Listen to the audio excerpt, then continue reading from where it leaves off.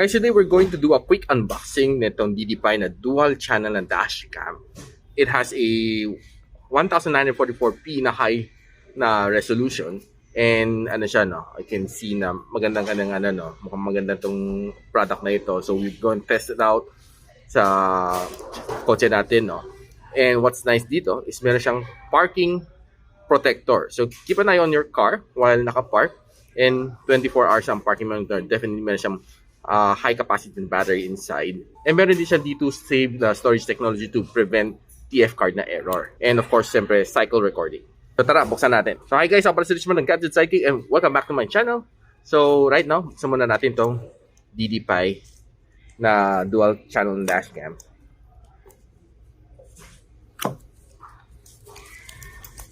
It's pretty fresh pa. If you're interested in this one, I'll be linking the description box below. Just check it out. And right now, kakabukasan natin ng plastic na itong DDPAI na Z40 na dashcam. See what's inside.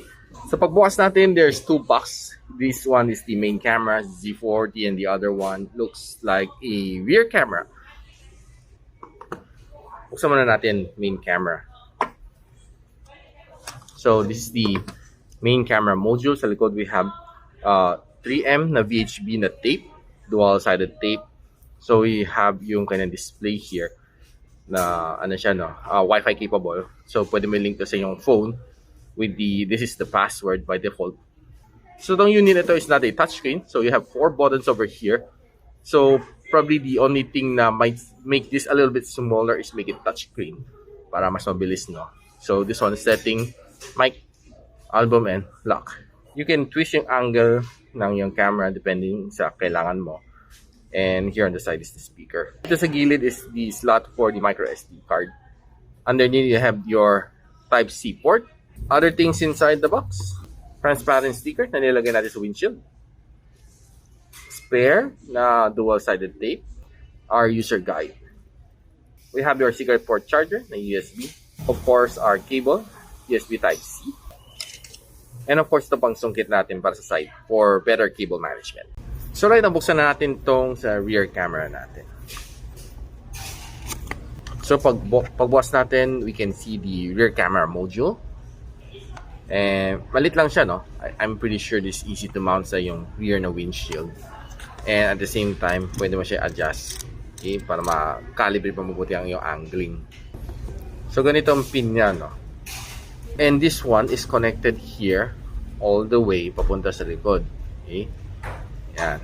Then this one, siya na rin magsusupply ng power sa kanya. So you don't have to worry that much na maghanap ka pa ng power source sa likod. So very minimal ang consumption nitong power sa likod, and this one goes something like this. Okay? Ganun kasimple lang. So i-peel off ko lang to. Yan. This is how it looks like. Itong DDPAI na dash camera natin. So right now, how about let's go for a quick installation sa kotse. Then at the same time, I'll show you some quick footage on what this DDPAI na Z40 can give us, be it sa front and sa rear. So right now guys, i-install na natin tong DDPAI na dash camera natin Z40. So first things first, magpunas muna tayo.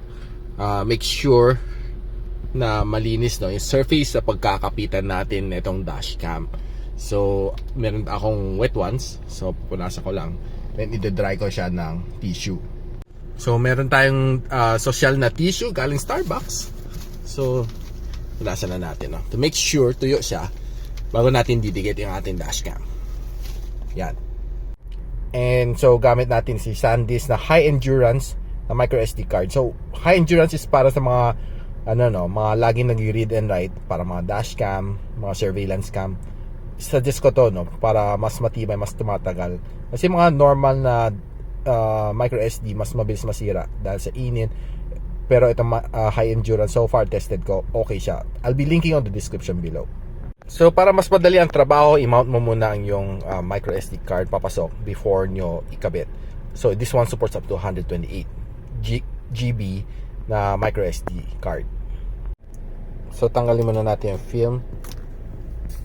Then of course, i-mount na natin yung sa pinunasan natin place. So it's somewhere here. Okay, so kabit lang natin, no? Yeah. Okay, perfect. Then bigyan natin ng kuryente. Type C. Yung sa rear camera natin, imamount lang din natin dito. Very easy lang din naman. Okay, so didikit lang natin using the double-sided tape. Ganun lang. Then yung wire gagapangin natin all the way papuntang harap. Ganun kasimple lang naman. Okay. Okay, so right now kita natin it's starting up na siya, nag-boot up na rin siya. So there's a lot of things na pwede mong gawin dito. So medyo nag-glare lang kasi medyo malakas ang araw. So okay, right now titingnan lang natin quickly some of the menu. So this is the settings. Okay. So kita natin pwede mo i-calibrate mga volume, mute. Okay. Yung alarms. Then front camera. Then kung screensaver Then kung ilan ang resolution gusto mo i-record, 1944P itong sa harap. Then 1080p sa likod. Okay. So pwede mo rin calibrate ang collision kung masyadong sensitive o hindi.